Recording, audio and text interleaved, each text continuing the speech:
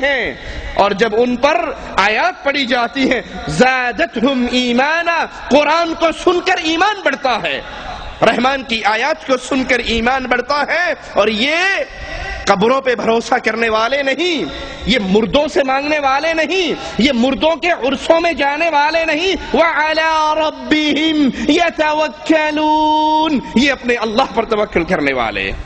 ان الذین اوتوا العلم من قبلہ، یاد کر لیجئے جن لوگوں کو اس سے پہلے علم ملا، اذا یتلی علیہم، جب ان پہ اللہ کی آیات پڑھی جاتی، جب ان پہ قرآن کی تلاوت ہوتی، یخرون للاذقان سجدا، وہ اپنے چہروں کے بل گر جاتے، ویقولون، اور آوازیں لگاتے، سبحان ربنا ان کان وعد ربنا لمفعولا، ہمارا رب پاک ہے۔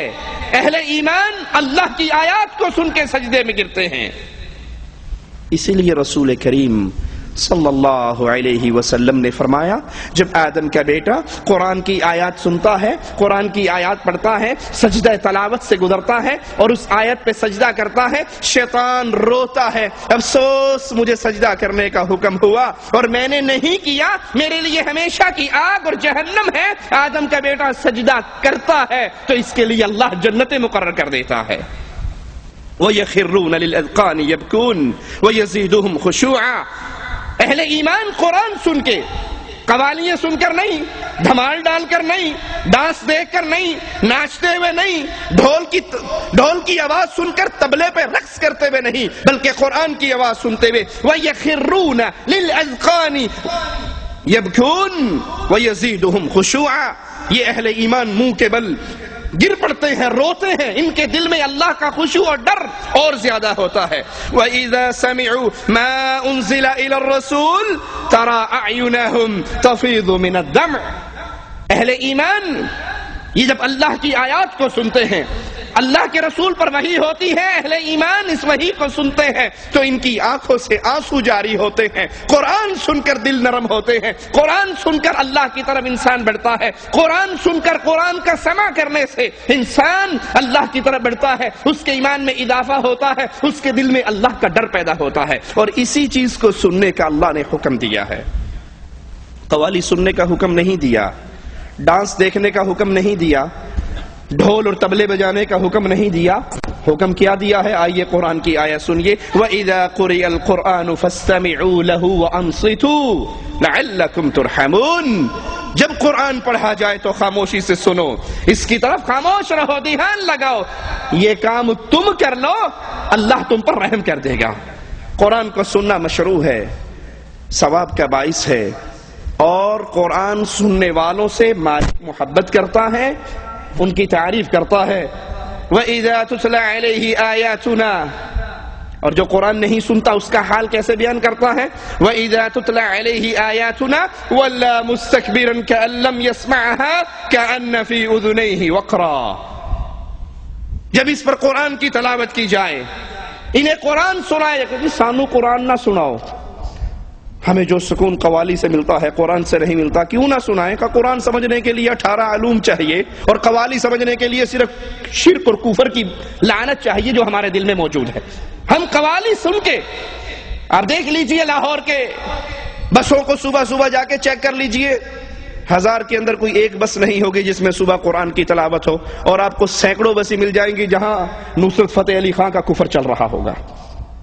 قرآن سنائیے تو منہ موڑ کے بھاگ جائیں گے، جیسے ان کے کانوں میں ڈانٹ لگی ہے، ان کے کان، ان کا پردہ سماعت بند ہو چکا ہے، یہ کچھ نہیں سنتے۔ اور ان لوگوں کا حال کیا ہوگا؟ فَبَشِّرْهُ بِعَذَابٍ أَلِيمٍ، ان کے لیے دردناک عذاب کی خوشخبری ہے۔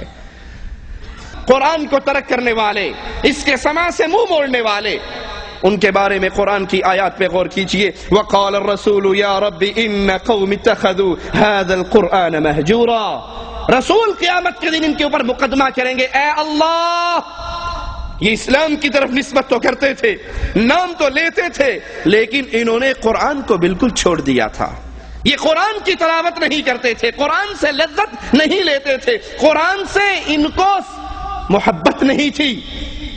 قیامت کے دن ان کے اوپر مقدمہ کرنے والے محمد رسول اللہ ہوں گے، اور یہی وہ سماع ہے جس کی فرمائش محمد کریم صلی اللہ علیہ وسلم اپنے اصحاب سے کیا کرتے تھے.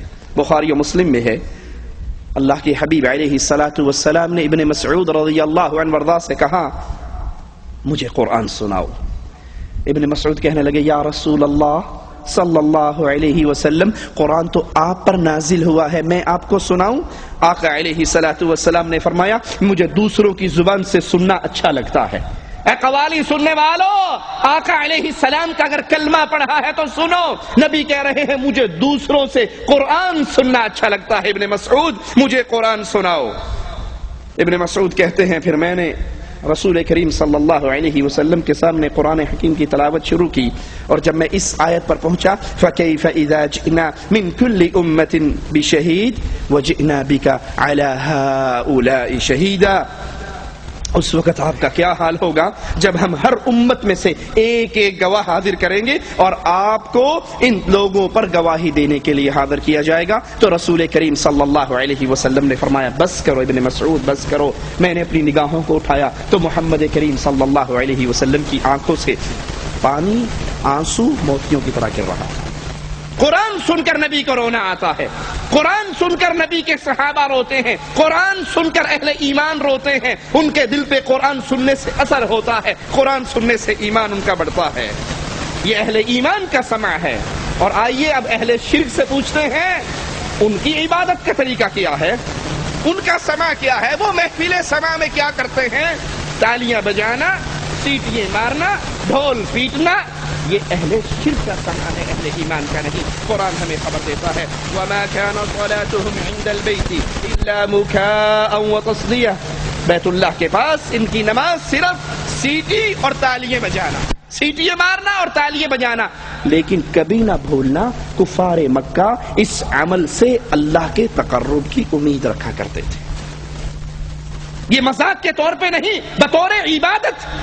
اسی لیے صبح ہوتے ہی بسوں کے اندر قوالی بطور عبادت چلائی جاتی ہے، بطور تبرک چلائی جاتی ہے. اس کفر کے جملوں کو لوگوں کے سامنے اس لیے پیش کیا جاتا ہے کہ قوالی سننا ان کے ہاں ایمان ہے، ثواب ہے، اللہ کی قربت کا ایک ذریعہ ہے.